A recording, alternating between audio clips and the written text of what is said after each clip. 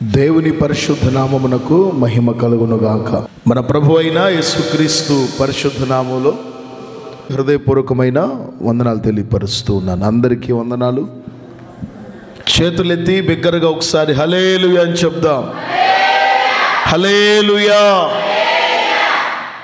దినవృత్తాంతముల 2వ గ్రంథం 32వ అధ్యాయం 30వ వచనం. హిజ్కియా తాను పూనుకొనిన సర్వ ప్రయత్నముల యందును వృద్ధి పొందెను. హిజ్కియా దేవుని ప్రజలను పరిపాలించే ఓ రాజు. అక్కడే యెషయా అనే ప్రవక్త కూడా దేవుని పరిచర్య చేస్తున్నట్లుగా లేఖనాల్లో మనకు కనబడుతుంది. ఈ హిజ్కియా అనే రాజు ఏ పనికి పూనుకున్నా, ఏ ప్రయత్నం మొదలుపెట్టినా తాను పూనుకొనిన సర్వ ప్రయత్నముల యందు వృద్ధి పొందెను. Praise the lord. లోకంలో మనం కూడా గమనిస్తూ ఉంటాం, ఉత్సాహంగా ఎన్నో పనులు, ఎన్నో కార్యక్రమాలు ప్రారంభిస్తారు. చాలా చురుకుగా, చాలా ఉత్సాహంగా ఎన్నో కార్యాలు మొదలు పెడతారు, ఎన్నో కార్యాలు తలపెడతారు, ప్రారంభిస్తారు. కానీ అనుకున్నంత అభివృద్ధిలో అందులో కనబడదు. అనుకున్నంత లాభం, అనుకున్నంత సంపద, అనుకున్నంత సంతోషం అందులో దొరకదు, మనకు కనబడదు. కానీ దేవుని వాక్యం చెప్తుంది హిజ్కియాను గురించి, తాను ఏ పనికి పూనుకున్నా, ఏ ప్రయత్నం మొదలుపెట్టినా, తాను పూనుకొనిన సర్వ ప్రయత్నములలో దేవుడు అతనికి అభివృద్ధిని కలుగజేస్తూ వచ్చాడు. చప్పట్లు కొడుతూ గట్టిగా స్తోత్రం చెప్తాం. హల్లెలూయా. దేవుని వాక్యాన్ని వాగ్దానంగా మలుచుకుని హృదయమందు మనం స్వీకరిద్దాం. ఏ పనికి మనం పూనుకున్నా, ఏ కార్యాన్ని మనం తలపెట్టినా, అంతెందుకండి, పాట పాడదామని మొదలు పెడతారా, అబ్బాయి సరికొట్టు, నేను అనుకుంటున్నా నువ్వు సరిగ్గా పాడు, ముందు ఎలుగులోది కొలువులోది, కొలువులోది ఎలుగులోది పెట్టకుండా ఏందట, అబ్బాయి మంచి మే. ఈ టేబుల్ అడ్డం ఉంది కాబట్టి మా నవ్వు మీకు అర్థం కావట్లా, ఏదో ఈ టేబుల్ సాటినట్టు బతికేస్తున్నావు అంతే. Praise the lord. నువ్వు సరిగ్గా పాడు ముందు. మొదలెత్తటం బాగానే మొదలెడతారండి, మొదలు పెట్టడం బాగానే మొదలు పెడతారు. ఇక మధ్యలోకి వచ్చేసరికి ఇంకంతా గజిబిజి అయిపోతూ ఉంటుంది. కొంతమందికి స్టార్టింగ్ బాగానే స్టార్ట్ చేస్తారు. మరి కొంతమంది ప్రార్థన చేయమని అంటే అసలు నా పేరు చెప్పారా, స్తోత్రం, హల్లెలూయా, ప్రేమగల తండ్రి. స్టార్టింగ్ బాగానే ఉంటుంది, లాస్ట్లో ఏమనాలో అర్థం కాక ఓ పాస్టర్ గారు ఇట్లాగే వాక్యం చెప్పే ముందు మీరు ఎవరు ప్రార్థన చేస్తారు అనగా లటుక్కని చెయ్యెత్తాడంట. సరే చెయ్యెత్తాడు కదా అని చెప్పి నువ్వు చెయ్యి అని మైక్ ఇచ్చారట. ఇక మైక్ తీసుకొని ప్రేమగల తండ్రి, ప్రేమగల తండ్రి, ప్రేమగల తండ్రి అనండి మీరు కూడా. ప్రేమగల తండ్రి, ప్రేమగల తండ్రి, ప్రేమగల తండ్రి. తండ్రికి ఇదే అంటున్నాడు. కానీ ఇక తర్వాత ప్రార్థన ఏం చేయాలో తెలియట్లా. ఇక ఈ వాక్యం చెప్పడానికి వచ్చిన ఆయనకి ఇక మ్యాటర్ అర్థమైపోయి ఈయనకి ప్రార్థన రాదని తెలుసుకొని యేసు నామములో అడుగుచున్నాము తండ్రి అనగా అదే అదే అదే అదే అంటున్నాడంట. అదే మర్చిపోయాను నేను. అదే మొదలెట్టడం బాగానే మొదలు పెడతారు. ఇది కొంచెం ఆధ్యాత్మికంగా, కానీ చాలామంది భౌతికంగా ఎన్నో కార్యాలు మొదలు పెడతారు. వ్యవసాయం కావచ్చు, వ్యాపారం కావచ్చు, ఉద్యోగ రంగంలో కావచ్చు, ఎన్నో కార్యాలు వాళ్ళు మొదలు పెడతారు, తలపెడతారు. కానీ అనుకున్నంతగా అందులో అభివృద్ధి చూడలేక వారు కలవరపడుతూ వస్తారు. అయితే ఈ సంవత్సరాంతములో దేవుని వాక్యం మనతో మాట్లాడుతుంది. మీరు పూనుకొనే సర్వ ప్రయత్నాలలో నా దేవుడు మీకు వృద్ధిని కలుగజేయబోతున్నాడు, అభివృద్ధిని కలుగజేయబోతున్నాడు. కార్యాలు విఫలం కాకుండా సఫలమయ్యేటట్లుగా దేవుడు చేయబోతూ ఉన్నారు. హల్లెలూయా.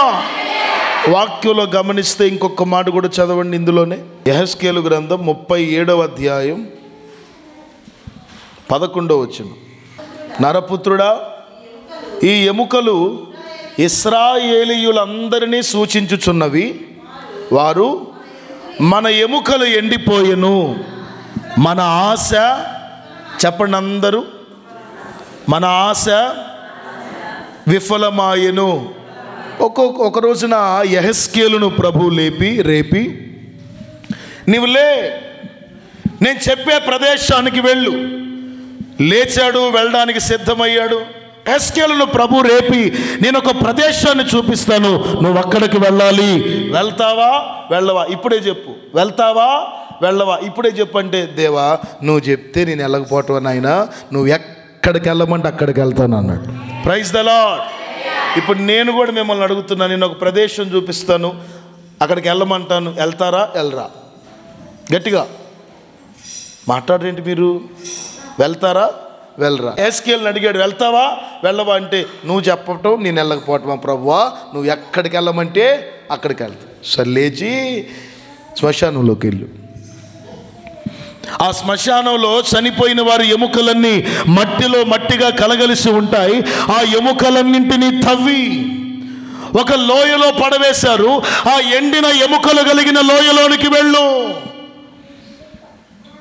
కాలు ఎముకలుంటాయి, చేతి ఎముకలుంటాయి, తల భాగం పుర్రె భాగం కనబడుతూ ఉంటుంది. అవన్నీ కూడా ఒక కుప్పలో పడి ఉంటాయి. ఆ ఎండిన ఎముకలు కలిగిన ఆ లోయలోనికి దేవుడు వెళ్ళమన్నాడు. Praise the lord. ఇందుకే నా ప్రభు ముందే క్లారిటీ తీసుకున్నావు, వెళ్తావా వెళ్ళవా, వెళ్తావా వెళ్ళవా అని. అక్కడికి ఎందుకయ్యా, అక్కడికి ఎందుకు, అక్కడ ఎవరు ఉంటారు? దెయ్యాల శబ్దాలు వినబడతా ఉంటాయి అక్కడ. అసలు ఆ దారిలో ఎవరు తిరగను కూడా, ఆ తిరగరు, దెయ్యాల వీధని పేరు. ఎందుకంటే చచ్చిన వారి శవములో మిగిలినటువంటి ఆ ఎముకలన్నీ కూడా తవ్వి ఎత్తి ఆ లోయల్లో పడేసి ఉంటారు. ఆ దారికి వెళ్ళాలంటే అందరికీ నోట విన్నమ్మా, వాస్తవం కొట్టుకునేది 72 సార్లేనంట. కానీ ఎన్నిసార్లు కొట్టుకుంటుంది? నేను వెళ్ళను ప్రభు అంటే, లేదు లేదు నువ్వు తప్పనిసరిగా వెళ్ళాలి. ఎందుకు అంటే ఎండిన ఎముకలన్నింటినీ మహాసైన్యముగా నువ్వు మార్చగలగాలి. Praise the lord. అలా వెళ్ళారు. ఆ ఎండిన ఎముకలు కలిగిన లోయంతా గమనిస్తూ ఉంటే ఎముకలు ఒకదానితో ఒకటి మాట్లాడుకుంటున్నాయట. ఏమని? ఇంకొకసారి చదవండి ఆ మాట. యెహెజ్కేలు గ్రంథం 37:11. మన ఎముకలు ఎండిపోయెను, మన ఆశ విఫలమాయెను. ఏమనుకుంటున్నారట? చెప్పాలి గట్టిగా. ఆ ఎండిన ఎముకలైపోయినా కూడా గుసగుసలాడుకోవటం ఆగలేదండి. Praise the lord. అందుకే కొంతమందిని గురించి కొందరు చెప్తా ఉంటారు, వీడు గుంటలో పెట్టినా ఏంటి గలగలానా గులగులానా, వీడు గుంటలో పెట్టినా కూడా, వీళ్ళని మట్టిలో పెట్టినా ఎముకలు మిగిలినా ఆ ఎముకలు మాట్లాడుకుంటున్నాయట. ఏమని?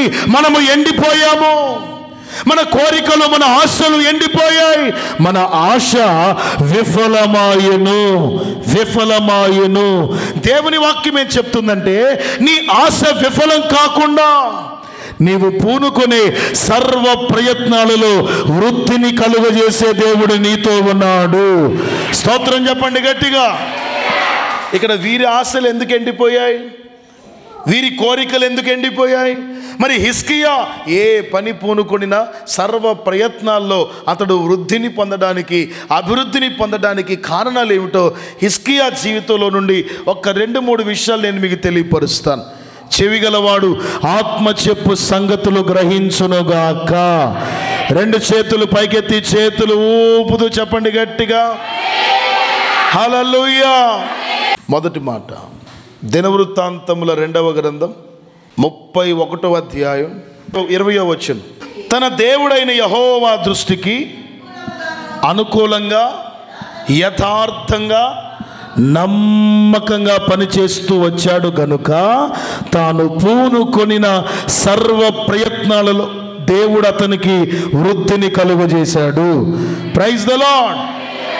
జాగ్రత్తగా విందాం. మొదటి మాట, హిజ్కియా దేవుని దృష్టికి అనుకూలంగా యథార్థంగా నమ్మకంగా. అందరు చెప్పండి, అనుకూలంగా యథార్థంగా నమ్మకంగా పని చేస్తూ వచ్చాడు గనుక దేవుడు అతన్ని ఆశీర్వదించాడు. అన్ని విషయాలలో, సర్వ ప్రయత్నాలలో అతన్ని దేవుడు వృద్ధి చేశాడు. మనం కూడా దేవుని దృష్టికి ఎలా ఉండాలి చెప్పాలి? అందరూ ఎలా ఉండాలి? అనుకూలంగా ఉండాలి, యథార్థంగా ఉండాలి, నమ్మకంగా ఉండాలి దేవుని సన్నిధిలో. Praise the lord. ఎందుకంటే వాక్యం అంటుంది, నమ్మకమైన వారికి కలుగు దీవెనలు మెండైనవి. గట్టిగా చప్పట్లు కొడుతూ స్తోత్రం చెప్తామా? హల్లెలూయా. నీవు దేవుని దృష్టికి అనుకూలంగా ఉండాలి, నీవు దేవుని దృష్టికి యథార్థంగా ఉండాలి, నీవు దేవుని దృష్టికి నమ్మకంగా ఉండాలి, నమ్మకమైన వ్యక్తిగా నీవు నడిపించబడాలి. మనం ఎంత భక్తి చేస్తున్నామో, మనం ఎంత ప్రయాసపడుతున్నామో అది లెక్కలోనికి పరిగణించబడదు. కానీ మనము యజమానికి అనుకూలంగా ఉన్నామా లేదా? Praise the lord. ఇప్పుడు మీరు నన్ను ప్రేమించాలి, గౌరవించాలి, అభిమానించాలి, మర్యాద చేయాలి. Praise the lord. వీటన్నింటితో పాటు అనుకూలంగా కూడా ఉండాలి. నేనేం చెప్తానంటే, ఈ మంచు కాలం కదా, దంసపోద్దు అని చెప్తా. నేను ఆల్రెడీ చెప్పాను ఏమని, నవంబర్ నుండి ఫిబ్రవరి మార్చి దాకా అస్సలు వద్దు. మా ఇళ్ళల్లో హల్లెలూయా చెప్పండి గట్టిగా. అలాంటోళ్ళు చెయ్యి ఎత్తబోయారులే కానీ ఎందుకులే నాగి. ఇప్పుడు సేవకుని వాక్యాన్ని వింటున్నారు, సేవకుడు పాడుతున్నప్పుడు ఆత్మలో ఆనందిస్తున్నారు, సేవకుడు చేతులుంచి ప్రార్థించి ఆశీర్వదిస్తున్నప్పుడు దేవుని దీవెన రావాలని ఆశపడుతూ ఉన్నారు. అయితే ఆ సేవకులకు మీరు అనుకూలముగా ఉండాలి, తగినట్లుగా నడిపించబడాలి. Praise the lord.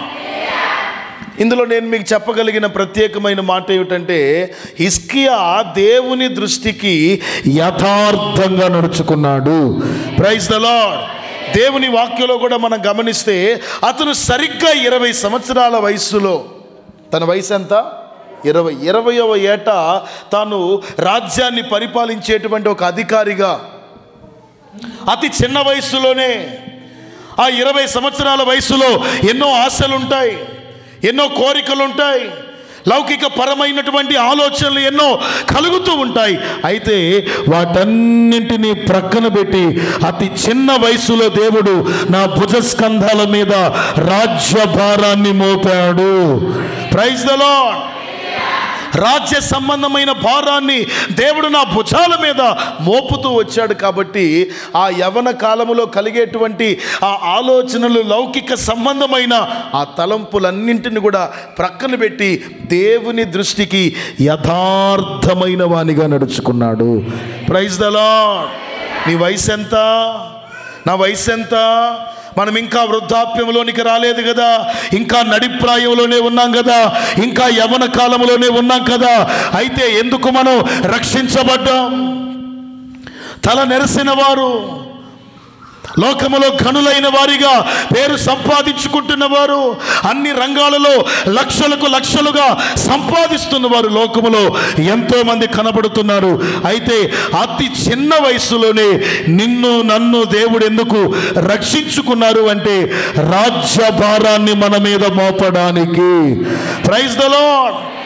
హిజ్కియా భుజస్కంధాల మీద రాజ్యభారం మోపబడింది.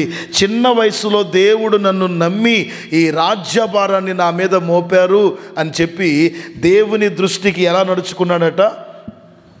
యథార్థంగా నడుచుకున్నాడు. గట్టిగా చెప్పండి, యథార్థంగా నడుచుకున్నాడు. వాక్యం ఏం చెప్తుందంటే, యథార్థవంతుల గుడారమును ఆయన వర్ధిల్ల చేయును. యథార్థవంతుడు ఒకవేళ చీకట్లో వెళ్ళాల్సి వస్తుంది, అంధకారములో వెళ్ళాల్సి వస్తుంది, జీవితంలో కుటుంబంలో అంధకార సంబంధమైన అనుభవాలు అధికమవుతాయి. అయితే ఆ యథార్థమైన వాడు ఆ అంధకార సంబంధమైన మార్గాల్లో వెళ్తుంటే అతనిలో ఉన్న యథార్థత అతనికి త్రోవ చూపిస్తుంది. ఆమేన్. యథార్థవంతులను దేవుడు వర్ధిల్ల చేయునుగాక. ఇంకొకసారి అంటున్నాను, యథార్థవంతులను దేవుడు వర్ధిల్ల చేయునుగాక. ఒక ఆమెకు నా వాక్యం నచ్చలేదు. నన్నండి ఏమో నువ్వేందో బాగా చెబుతాడు అన్నావు కానీ ఏమో నాకంత అనిపించలేదు అందంట. నీకు అనిపించేది దెయ్యం ముఖం. దిట్టగా అరంగులో మందం కొట్టుకొని వచ్చింది పౌడరు, దెయ్యం పూసుకున్నట్టు పూసుకొని. నేనన్నాను ఎందుకు నచ్చలేదు కనుక్కోపో అన్నా. అడుగుపో అంటే నా ఆలోచన ఏమిటంటే చిన్న పిల్లలు చెప్పినా నేను వింటా, అది నాకు ఉపయోగం అనుకుంటే నేను నేర్చుకుంటా. మీరేంటి నాకు చెప్పేది, మీ వయసు ఎంత నా వయసు ఎంత, మీ అనుభవం ఎంత నా అనుభవం ఎంత అని నేను అనను. కొంతమంది అసలు ఏమీ తెలియకపోయినా అన్నీ తెలిసినట్టుగా తెగ బిల్డప్ ఇస్తూ ఉంటారు. అట్లా ఉండను నేను. అసలు పిల్లలు చెప్పినా పెద్దవాళ్ళు చెప్పినా కొంచెం ఆలోచిస్తాను, వింటాను, సాధ్యమైతే ఆ ప్రకారం చేయడానికి ప్రయత్నం చేస్తాను. ఎందుకంటే దీర్ఘశాంతం దేవుని పాదాల ముందు ప్రతి వ్యక్తి నేర్చుకోవటానికి ఇష్టపడితే, ప్రైజ్ ద లార్డ్, నేర్చుకునే ప్రతి వాడు నేర్పరి అవుతాడు. ఆమేన్ చెప్పండి గట్టిగా. నేర్చుకునే ప్రతి వ్యక్తి ఏమవుతాడు? ఆమెకు ఎందుకు నచ్చలేదో కనుక్కో. కొంచెం ఏదన్నా తేడా ఉంటే నేను సరి చేసుకుంటాను, కొంచెం ఏమన్నా మార్చుకోవాల్సింది ఉంటే. ఆమె అంటదంట, ఆయన చెబితే ఏమి నిద్ర వచ్చింది అనుకున్నావు, ఈయన చెబితే అసలు నిద్రే రాలేదు. ఏం వాక్యం అది? ఏందట? నిద్రే రాలేదంట ఆమెకి. నిద్ర రానందుకు నేను సరిగ్గా చెప్పలేదంట వాక్యం. అంటే ఇప్పుడు నేను ఆమె దృష్టిలో బాగా వాక్యం చెప్పాను అనిపించుకోవాలంటే, బాగా వాక్యం చెప్పాడు అని అనిపించుకోవాలంటే నేనేం చేయాలి? ఆమెని చెప్పాలి. ఏం చేయాలి? ఉయ్యాల్లో వేసి ఆ జ్వాల పాడుతున్నట్లుగా ఉండాలి. ఒక చప్పట్లు ఉండదు, ఒక ఆరాధన ఉండదు, ఒక స్తోత్రం ఉండదు, ఒక ఆమేన్ ఉండదు, ఒక ఉజ్జీవం ఉండదు, ఏముండదు. ఇక జీవోత్సవాల్లా కూర్చోవటం, ఇక అంతే. నిద్రపోవటం కుర్చీ కానుకొని. ఏం చెప్పారంటే ఏదో చెప్పాడులే, నీకెందుకు, తెచ్చావా సందా ఎయ్, ఇంకా బా లే, గోంగూర కట్టను పుదీనా కడుగు ఉందేమో తీసుకురా పో, ఇంకా మొదలు పెడతా. ఇదేనా భక్తి అంటే? Praise the lord. యథార్థమైన మార్గములో మీరు నడవాలి. యథార్థతను పోగొట్టుకోకూడదు. అక్కడ మాట ఇక్కడ మాట అక్కడ చెప్పి ప్రచారాలు చేసి యథార్థతను పోగొట్టుకోకూడదు. అనేకులు వర్ధిల్లలేకపోతున్నారు, అభివృద్ధిలోనికి రాలేకపోతున్నారు. భౌతికంగానైనా, సంపాదన విషయంలోనైనా, ఆధ్యాత్మికంగానైనా వృద్ధి చెందలేకపోవడానికి కారణం ఏమిటంటే యథార్థత లేకపోవడం. Praise the lord. ఇది గుండెల మీద చేసుకొని నేను యథార్థవంతుడను అనండి. ఏ సీరియస్గా చూస్తున్నారు నాకు వెళ్ళి? అందుకే నిద్ర రావట్లేదు ఆ మనిషికి. నేనన్నాను ప్రసంగంలోనే కాదు, రాత్రుల్లో కూడా నిద్ర పట్టనీయకుండా చేస్తాను నా ప్రార్థన ద్వారా అన్నాను. ఇక నిద్ర పట్టకూడదు. ఎటు తిరిగినా ఇంక సోత్రం హల్లెలూయా యేసయ్య ఎప్పుడు వస్తాడు మళ్ళీ మా ఊరు ఆయన ఇంకా అంతే. అటు ఇటుక చెప్పు గట్టిగా అన్నా నేను. యథార్థత కోల్పోవడాన్ని బట్టి చాలామంది వర్ధిల్లలేకపోతున్నారు. యథార్థంగా చెప్పండి, నీవు దేవునితో చేసిన ఆ నిబంధనలో నమ్మకంగా ఉన్నావా? దేవుని సన్నిధి విషయంలో, దేవుని వాక్యం విషయంలో, ఆయన రక్త మాంసాల విషయంలో, ఆధ్యాత్మికమైన ఈ భక్తిని కాపాడుకునే విషయంలో నువ్వు యథార్థంగా ఉన్నావా? ఎక్కడైనా యథార్థతను కోల్పోయావా? నీ సంపాదన దేవునికి ఖర్చు పెట్టే విషయంలోనైనా ఎక్కడైనా యథార్థతను కోల్పోయావా? భక్తుడు ప్రార్థన చేస్తూ అంటాడు, దేవా, ఏ విషయమందు నేను తప్పిపోతినో అది నాకు తెలియపరచుము. స్తోత్రం చెప్పండి గట్టిగా. వాక్యాన్ని వింటున్న మనం యథార్థంగా ఉంటే, యథార్థంగా మాట్లాడితే, యథార్థంగా ప్రవర్తిస్తే మన ఆశీర్వాదాన్ని, మన అభివృద్ధిని ఎవడు ఆపలేడు. నీ వృద్ధికి ఎవడు ఏ ఆనకట్ట కట్టలేడు. Praise the lord. అందుకని నీలో ఏముండాలి? చెప్పాలి గట్టిగా, యథార్థత ఉండాలి. వేషధారితనం ఉండకూడదండి. ఓసరవెల్లి గనక రంగులు మార్చినట్లుగా, చూసారా ఓసరవెల్లిని? చూసారా? వెంటనే కానీ చూడలేదని అంటారా? ఈ ఓసరవెల్లి తెల్ల కారు మీదకి వచ్చిందనుకో, ఇది కూడా తెల్లగా అయిపోద్ది. ఈ ఓసరవెల్లి నల్ల కారు మీదకి వచ్చిందనుకో, ఉదాహరణకు చెప్తున్నా, కార్ల మీదకు ఉడతలు అవి ఇవి తిరుగుతూ ఉంటాయి కదండి, అటు ఇటు కాకులు పక్షులన్నీ. అట్లాగే నల్ల కారు మీదకి ఓసరవెల్లి వచ్చిందనుకో, ఇది ఎట్లా మారిపోద్ది? నల్లగా మారిపోద్ది. ఈ ఓసరవెల్లి గనక పచ్చని చెట్టు మీద వాలిందనుకో, ఎలాగైపోద్ది? పచ్చగా అయిపోద్ది.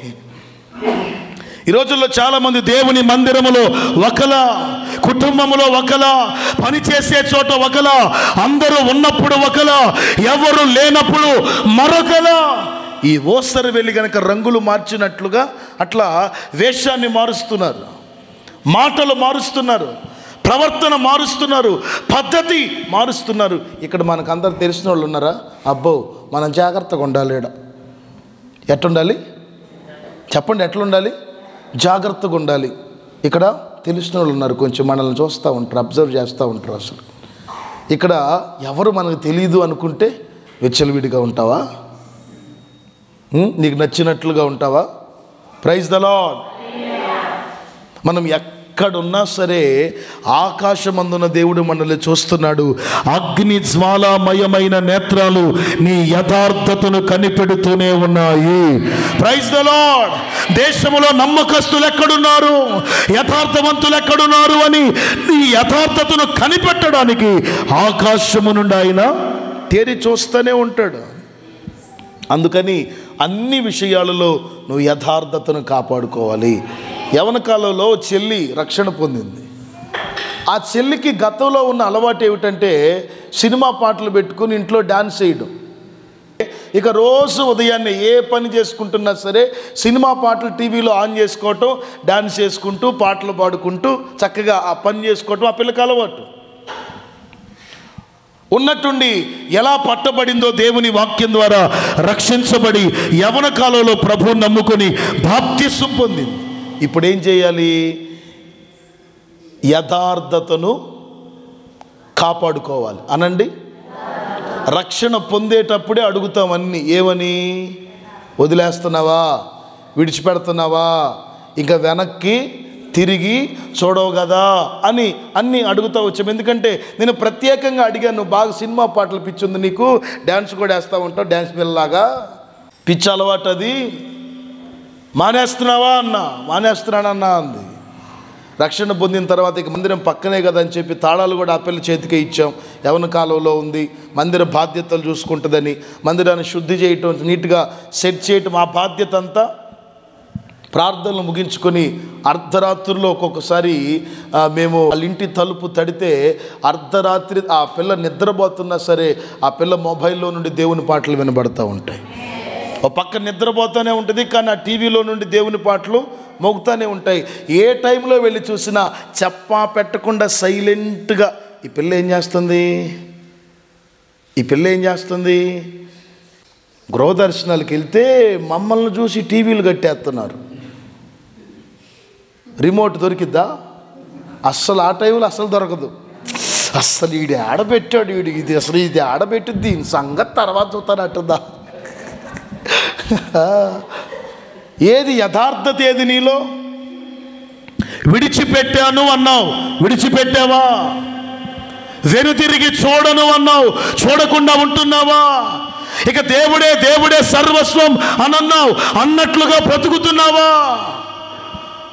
చాలామంది తమ ఆధ్యాత్మిక జీవితంలో యథార్థతను పోగొట్టుకోవడాన్ని బట్టి, యథార్థతలో నుండి వైదొలగడాన్ని బట్టి వారు అభివృద్ధిలోనికి రాలేకపోతున్నారు. వాక్యాన్ని వింటున్న నా ప్రియమైన సహోదరులారా, క్రీస్తు వాత్సల్యాన్ని బట్టి బ్రతిమలాడుతూ నేను మీకు ఈ మాటలు తెలియపరుస్తున్నాను. నిబంధన విషయంలోనైనా, తీర్మానం విషయంలోనైనా, నీ ప్రవర్తన విషయంలోనైనా, నీ నోటి మాటల విషయంలోనైనా యథార్థతను కోల్పోవద్దు. యథార్థత కాపాడుకుంటూ ఉండండి. తప్పక దేవుడు మిమ్ములను వర్ధిల్ల చేయునుగాక. హల్లెలూయా. దైవికమైన తలంపులు నీ గుండె నిండా నువ్వు నింపుకుంటే నువ్వు యథార్థతను కాపాడుకోవడానికి అది దోహదపడుతుంది. Praise the lord. నువ్వు నిత్యము దేవుని తలంపులతో ఉన్నావు అనుకోండి, ఆ దైవికమైన తలంపులు నిన్ను యథార్థతలో నుండి పక్కకు మళ్ళించవు.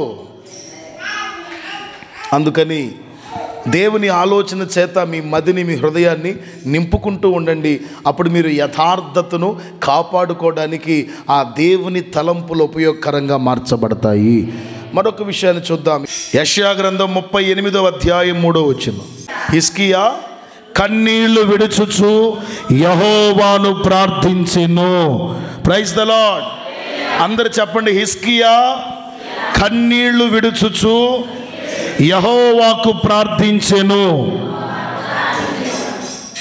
కొంతమంది ప్రార్థన చేయాలంటేనే కష్టం పాస్టర్ గారు, ఇంకా కన్నీళ్లతో ఎట్లా ప్రార్థన చేయాలంటారు మీరు. మాకెందుకు వస్తాయండి కన్నీళ్ళు, మేవెందుకు ఏడవాలండి? Praise the lord. రావు కొంతమందికి కన్నీళ్ళు, అస్సలు రావు. ప్రార్థన చేయటానికే కొంచెం ఇబ్బంది కొంతమందికి, ఇంకా కన్నీళ్లతో ప్రార్థన చేయటం అంటే వస్తాయా? ఇర్మియా ఏమంటాడో తెలుసా?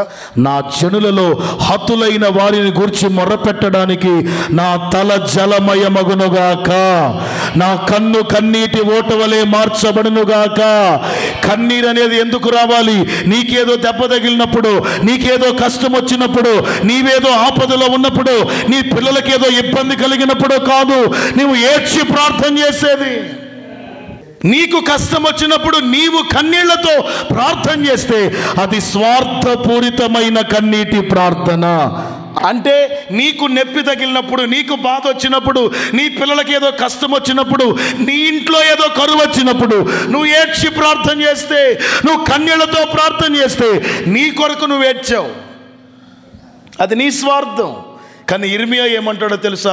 నా జనులలో అనేకులు హతులైపోతున్నారు, అనేక మంది పడి చెడిన స్థితిగతుల్లోనికి వెళ్ళిపోతున్నారు, లోకానికి ఎడవబడుతున్నారు,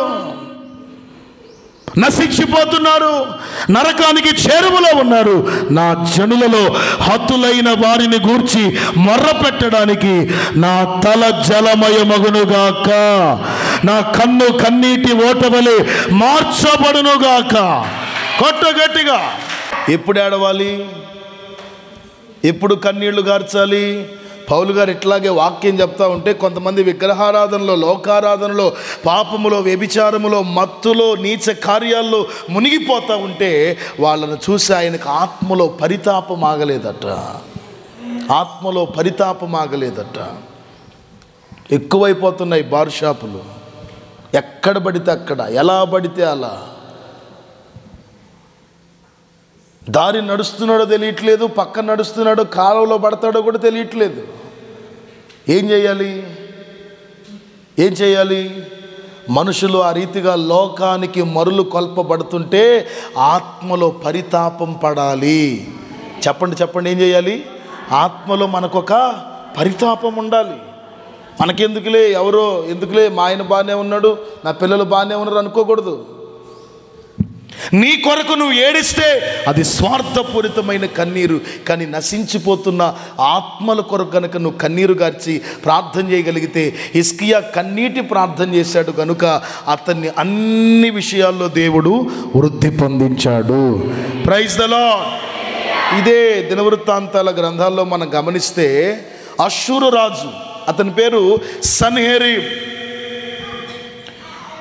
అష్షూరు రాజు అయిన సన్హెరీబు యూదా దేశములో చొరబడి ఆ యూదా దేశాన్ని, యూదా రాజ్యాన్ని తన వశం చేసుకోవడానికి, తన కైవశం చేసుకోవడానికి ఎన్నో ప్రయత్నాలు చేస్తూ ఉన్నాడు.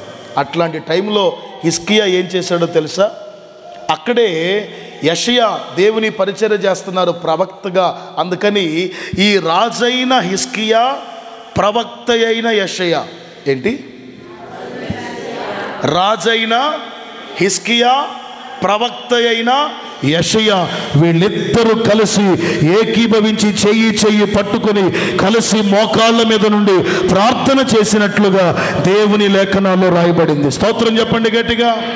నువ్వు ఒక్కడివే ప్రార్థన చేయటం వేరు, ఒక్కదానివే ప్రార్థన చేయటం వేరు, ఇద్దరుగా, ముగ్గురుగా, సంఘముగా, సమాజముగా కూడి ప్రార్థించడం వేరు. శత్రువు దేశాన్ని లాక్కోవాలని, దేశాన్నే కైవసం చేసుకోవాలని, యూదా దేశాన్ని, యూదా రాజ్యాన్ని తన వశం చేసుకోవాలని ప్రయత్నం చేస్తున్నాడు.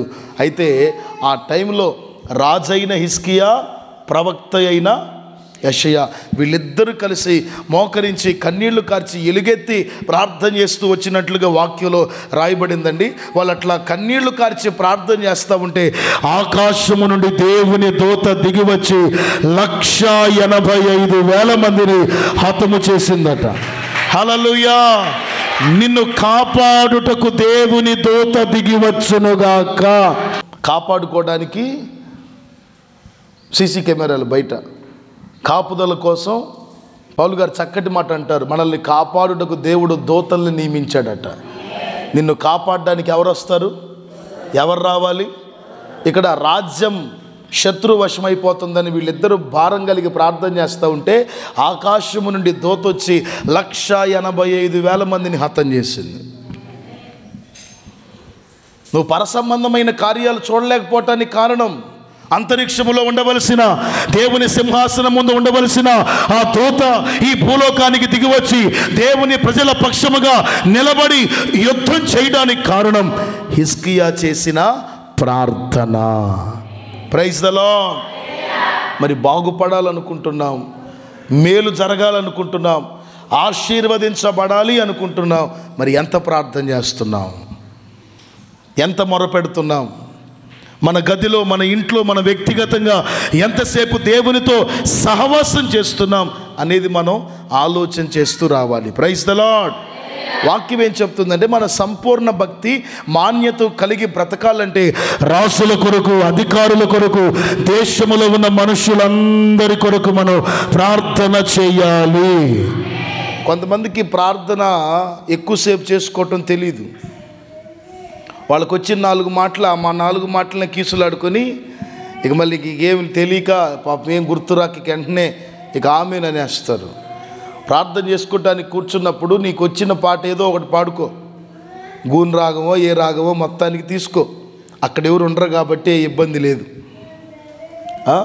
అలా ప్రశాంతంగా నీకు వచ్చిన పాట ఏదైనా ఒకటి పాడుకొని ప్రార్థన చేసుకోవటానికి కూర్చొని మొదట నీ కోసం నువ్వు చేసుకో అవసరమైతే.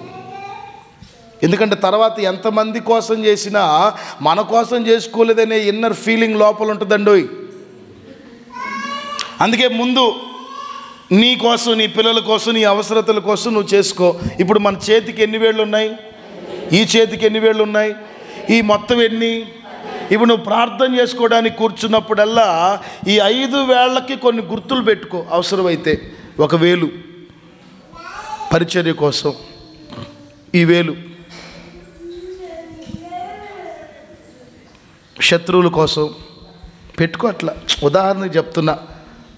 ఇది ఈ వేలు బంధువుల కోసం అనుకో, ఇదిగో ఈ వేలు నీ కుటుంబం కోసం, పర్సనల్గా నీ అవసరతల కోసం అనుకో, మరొక వేలు దైవ సేవకుల కోసం అనుకో. అట్లా కొన్ని ప్రార్థన అంశాలు నీ మైండ్లో ఉండాలి. వేళ్లతో లెక్క పెట్టగలిగేటట్లుగా సాధ్యమైతే 5 లేకపోతే 10. ఇక అట్లా ఒక 10 అంశాలు నీ చేతిలో ఉన్నాయనుకో, ఆటోమేటిక్గా నువ్వు తెలియకుండానే గంటల తరబడి నువ్వు దేవునిలో పెనవేసుకొని బ్రతుకుతావు, ప్రార్థనలో బలపడగలుగుతావు. Praise the lord. మనము సుఖముగా ఉండాలి, సౌఖ్యముగా ఉండాలి, నెమ్మదిగా ఉండాలి అంటే రాజుల కొరకు, అధికారుల కొరకు, దేశంలో ఉన్న మనుషులందరి కొరకు మనం ప్రార్థన చేసేవారిగా ఉండాలి. నీ కోసం మాత్రమే నువ్వు చేసుకోవటం కాదండి, మనుషులందరి కొరకు ప్రార్థన చేయాలి. ఆమేన్. ఆఖరికి ఇంకొక మాట చదవండి. దినవృత్తాంతముల 2వ గ్రంథం 31వ అధ్యాయం 21వ వచనం. దేవుని మందిర సేవ విషయమందేమి, ధర్మశాస్త్ర విషయమందేమి, ధర్మమంతటి విషయమందేమి తాను ఆరంభించిన ప్రతి పని ఎలా చేశాడట? ఎలా హృదయపూర్వకంగా చేసి అతడు వర్ధిల్లెను.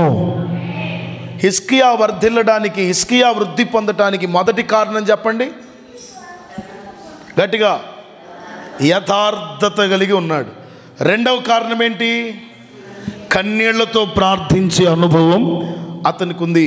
మూడవ కారణం ఏమిటంటే మందిర పని విషయంలో హృదయపూర్వకంగా చేసేవాడట. ఏది చేసినా ఎట్లా, ఏంటది అంటే, ఇంకొక మాటలో చెప్పాలంటే దేవుని మందిరం మీద ఆసక్తి గలవాడు.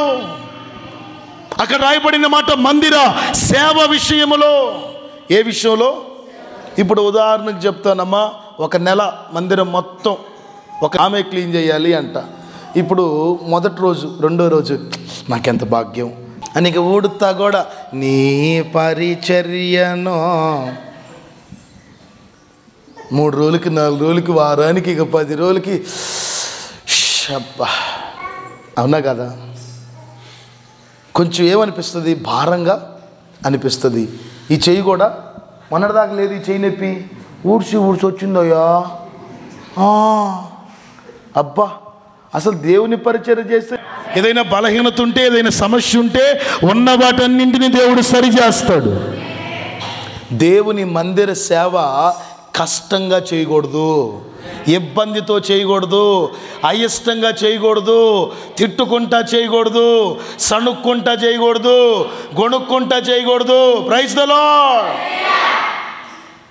అన్నీ చేస్తారు కొంతమంది. 2 కేజీలు అయిపోయినాయి బియ్యం, అన్నీ చేస్తారు కొంతమంది. 1/2 కేజీ అయిపోయింది నూనె. ఎంత అయిపోయింది? తాలింపు గింజలు కూడా అయిపోయినాయి. అన్నీ చేస్తారు మళ్ళీ బాగానే.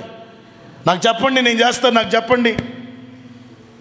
దేవుని మందిర సేవ విషయములో హృదయపూర్వకంగా నువ్వు చెయ్యాలి ఏది చేసినా.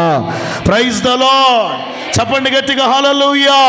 ఏదో బలవంతంగా, అయిష్టంగా, అనాలోచనగా, సణుగుతూ గొడుగుతూ అంత అయిపోతుంది ఇంత అయిపోతుంది అన్నట్లుగా నీవు లెక్కలు వేస్తూ కనుక చేస్తే వర్ధిల్లలేవని దేవుని వాక్యం కరాఖండిగా చెప్తుంది. అందుకే ఎట్లా చేయాలట? హృదయపూర్వకంగా చేయాలి. Praise the lord. చేతులు ఊపుతూ చెప్పండి గట్టిగా హల్లెలూయా. కుటుంబ ప్రార్థన అయిపోయింది. అప్పట్లో నాకు 2000 రూపాయలు కానుకిచ్చింది. కరెక్ట్గా భోంచేసి ప్రార్థన చేసే టయానికి కరెంటు పోయింది. ఆ చీకట్లో 500 నోటు దిగిపోయి 1000 నోటు 2000 తీసిందని నేను అనుకుంటున్నా. ఎంత? 500 నోట్లు ఆగబోయి కరెంటు పోయింది కదా. ప్రార్థన చేసే టయానికి కరెంటు పోయింది. ఆ చీకట్లో 500 నోట్లు ఆగబోయి 2000 నోట్లు ఆగిందేమో, తీసిచ్చిందేమో అనుకొని నేను ఆలోచన చేస్తూ ఉన్న. కారు ఎక్కా. చేతిలో ఉన్న డబ్బులు జేబులో పెట్టుకోవాలి కదండి, మళ్ళీ పోతాయి కదా. అందుకని నేను చూసుకుంటే కారు ఆపి ఆయన పిలిపించా. ఆ ముఖం చూస్తున్నాను నేను. కరెంట్ వచ్చింది ఈలోపు కరెంట్ వచ్చింది. ఆమె ఏమన్నా పర్స్ చెక్ చేసుకుంటుందా? అయ్యో అంత అనుకో, నేను తెచ్చానే. నేను ఆ ఫేస్ గమనిస్తూ ఉన్నా, ముఖ కవళికలన్నీ గమనిస్తూ ఉన్నా. ఆమె ఏదో కొంచెం తడుముకుంటున్నట్లుగా అనిపించింది. పిలిచాను. పిలిచి ఏంటి ఎంత ఇచ్చావు అన్నాను నేను. ఎంత ఇచ్చేది ఏంది అంతే. అది నా కానుక ఎంత ఇచ్చావు? ఏం సాలేదా అంటుంది. సాలకపోవటం కాదమ్మా, నీ స్థితి ఎంతో నాకు తెలుసు. ఏంటన్నా? నేను హృదయపూర్వకంగా నిర్ణయించుకొని ఇచ్చాలే పాస్టర్ గారు, నేనేం చీకట్లో తడబడి ఇవ్వలేదులే అంటుందా. Praise the lord. Already prepare అయిందంట. పొరపాటున రూపాయి చారనివ్వదా మనిషి. నేనెందుకు తొందరపడతాను, నేనెందుకు అట్లా చేస్తాను, ఏ లెక్కకి? కొంతమంది అట్లా కదండి, బలవంతంగా ఏదో తప్పదు కాబట్టి అట్లా చేయకూడదు. ఎప్పుడు వాక్యం అంటుంది, మందిరం పట్ల ఆసక్తి కలిగిన వాడు ఏది చేసినా హృదయపూర్వకంగా చేశాడట, మనస్ఫూర్తిగా చేశాడట. పరిచర్య చేసిన, దేవునికి ఇచ్చిన, పాడిన, ప్రార్థించిన, ఏది చేసినా హృదయపూర్వకంగా మీరు జరిగించాలి. మనస్ఫూర్తిగా చేస్తే అది మీకు ఆశీర్వాదకరంగా మార్చబడుతుంది. Praise the lord. కాబట్టి వాక్యాన్ని వింటున్న మనం వృద్ధి చెందాలి అంటే 3 విషయాలు చెప్పాను. 1, యథార్థతను కాపాడుకోవాలి. 2, కన్నీటి ప్రార్థన అనుభవం కలిగి ఉండాలి.